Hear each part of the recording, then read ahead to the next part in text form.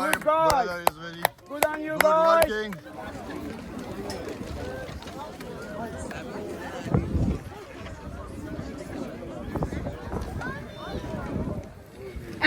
And limbo for more than 11 years. We are a big family. We are a big family with 12,000 members. We were actually a bigger family with 31,000 members. But unfortunately, because of some political games, we have been ignored and neglected. On March 2023, after a decade and more living in limbo, the Albanese End this limbo! End this limbo! Stop it! Everyone, it's so fantastic to see so many people here today. Good on you! This is people power, and this is how you bring change in a democracy. I want to acknowledge that here we are all on stolen land of First Nations people. This land was never ceded, and we need a truth process and treaty in this country so we get justice for First Nations people. I want to say welcome firstly to everybody here. It is my absolute honour and privilege to be able to speak to you here today and to represent you along with my colleagues from the Greens in this building behind us. We are together with you and we stand with you in your fight for justice. And that's what this is. It is a fight for justice. There are so many people here today, and you are representing over 10,000 people here in Australia who never got a fair go under the government's fast-track assessment process. That was a process that was unfair, and it was designed for people to fail. And this government, the new government, has a responsibility to fix that process and give everyone who was impacted by that process a pathway to permanent residency and citizenship in this country. That's what we need, and we need it now. And I know, because I speak to many people who've been affected by the unfair fast-track assessment process. Some people have been in Australia for up to 14 years. They have made a life here. They work here. They pay taxes here. They run businesses here. They have had children here, born in Australia. And what we need is justice for everybody and a fair go, and a government to commit to a fair process for people to be put on a pathway to permanent residency and citizenship. I want to congratulate you all for coming here today, because this is a demonstration of people power, and it is a demonstration that you will never give up until you get justice. And on behalf of my party, the Australian Greens, I commit to standing with you, to walking with you every step of the way on this journey that we will go along together to get justice and ultimately permanent residency and citizenship in this country. Thank you so much for having me here today. Thanks to you all.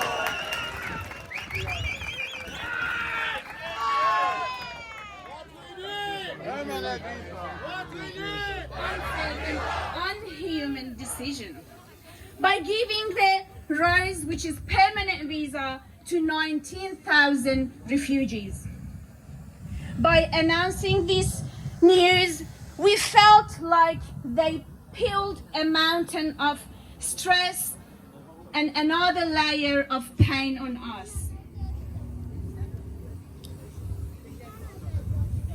That was after 11 years. For some of people here, is even more, 12, 13, and we have even 14 years. People, they suffered for many years passed without having a valid medicine card.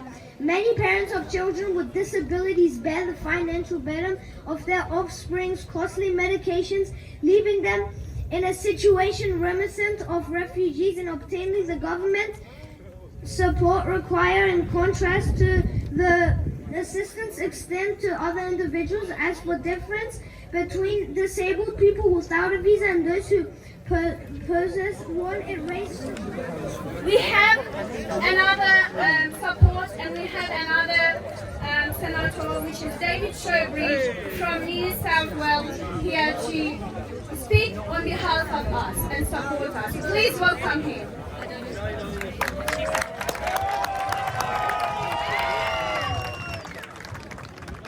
Well, I want to start, as did my Greens colleague Nick McKim, and acknowledge this is Ngunnawal and Numbra land. This is First Nations land. We understand that, don't we? First Nations land. And commit to working with First Nations peoples to make this a just country. But I also want to say, as one of the Green senators from New South Wales and Sydney, this amazing multicultural city, this amazing multicultural country, how can we not provide a fair and rapid pathway to thousands and thousands of people like yourselves gathered here, who we know are contributing to this society, have businesses and jobs and want to work in this society? How can we not provide a fair pathway to permanency and citizenship? And this government needs to do that. This government needs to do that. We know that the fast tracking process done by the previous government was unfair. It didn't tell the truth about the threats that people face back home. We know that the assessments were designed to refuse claims, not to fairly assess claims. And too much of our refugee system here is designed to do that. Not to fairly assess claims, but to find a reason to say no. Well, we say every one of those claims needs to be reassessed. It needs to be done urgently, it needs to be done fairly, and there needs to be a genuine pathway to citizenship in this country. We are committed to that. And when I hear how thousands and thousands of people living in our society don't have access to Medicare, how could we do that? How could we not provide Medicare for all who live here? And I hear that when children graduate from high school, they cannot go to university because they can't pay the fees and they're denied university. That's not the country I believe in. That's not the country I believe in. And I'll finish with this. I look and see all the kids out here today. And what I see is future citizens of this country. I see kids I want to see thrive at school and thrive at university and then go and replace me and get elected into that place and make this a fairer country, make this a stronger country, make this a country that reaches a hand out in friendship. So every one of you have friends in this place in Parliament. Every one of you should know that coming out here is important because, as my colleague Nick McKim says, you are currently exercising people power. So let's come together and change that place up there to make fair laws, to fairly assess refugee claims, and to give you all a pathway to citizenship and permanent life in this country. Thank you for coming out today. Good morning, ladies and gentlemen. My name is Zahra Nazari, and I came from Afghanistan as a refugee. Today, I am here to talk about the pressing issue that has been affecting Australia's immigration system. It concerns the plight of 12,000 people, particularly Hazara people, who have been ignored and denied permanent visas by the Australian immigration system.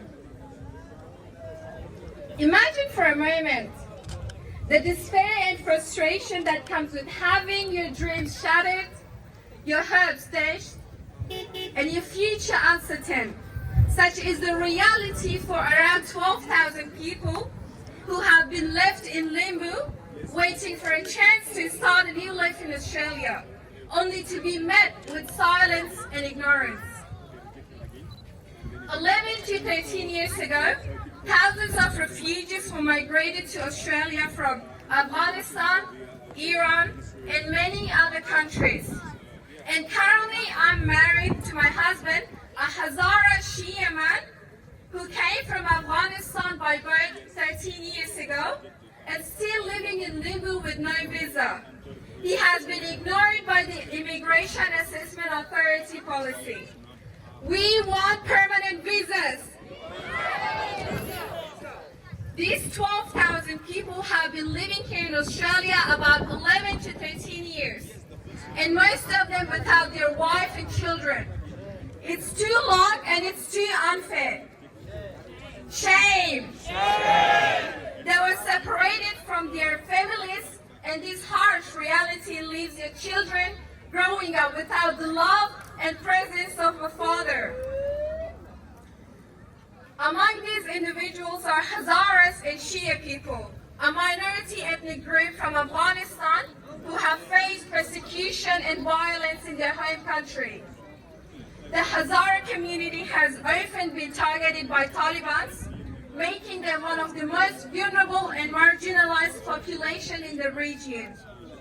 Many have fled their homeland in search of safety and better future for themselves and their families. However, despite the compelling circumstances and their desperate need for protection, these Hazara people, along with thousands of others, find themselves ignored by the Australian immigration system. Shame! Their pleas for asylum and their cries for help seems to fall on deaf ears, leaving them in a state of everlasting uncertainty and vulnerability. Every person deserves to be treated with dignity and respect, regardless of their nationality or ethnicity. Australia, as a signatory to international convention and protocol, has a responsibility to uphold these values and provide a fair and efficient immigration process. It is very crucial that we bring attention to this issue and demand action from the Australian government and immigration authorities. Shame! We must urge them to address the concerns of these 12,000 people, including Hazara Shia people, to provide clear and timely communication and expedite the visa process to ensure a fair and just resolution for all involved. In conclusion, it is our responsibility to shine a light in the plight of these 12,000 people who have been ignored by the Australian immigration system. Let's all of us stand up for justice and fairness that respects their opportunity to rebuild their life in a safe and welcoming environment. Together, we can make a difference and ensure that no one is left behind or forgotten. Now, ladies and gentlemen, I want each one of you who came here today to shout after me and call for justice and break the silence. Enough is enough! Enough is enough! We want justice! We want justice! We want justice! We want justice! We want safe. We are working hard, please. We can't do more than this. Please stop this. Enough. Please give us a permanent residence. This painful story of all other 12,000 people and who represented here. We won't tell you that's not fair. We are not in the power. We are nothing here. We don't have any rights. I've been punished for a long time without Medicare, without right to work, without any response from the immigration. How comes how to live in Australia? So give me the response from the interviews 2017. If you don't give me that, you have to give me right to work. If you don't, you have to give me any benefit or let me have treatment. What do you need? When do we want it? When do we want it? Thank you, everyone. Assalamu alaikum. My name is Akash. I'm from Bangladesh. I come here 2013, then I got a work permit 2015. I've been to many hunger strikes. 2 weeks, 1 month, 2 weeks without water. At least it was a choice, you know. Recently been through refugees. Let us be given a fair and equal opportunity, the right to education, the freedom to reunite with our families, and a resolution of our individual cases within a timely manner, because we already waited for 11 years now. We want our stories to be carried with the highest level of respect and type of compassion that defines our standing in Iran. I was born in Australia, but we didn't get visa. Everybody needs visa because it's unfair.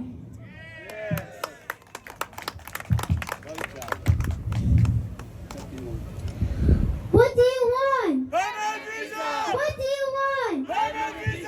When? When?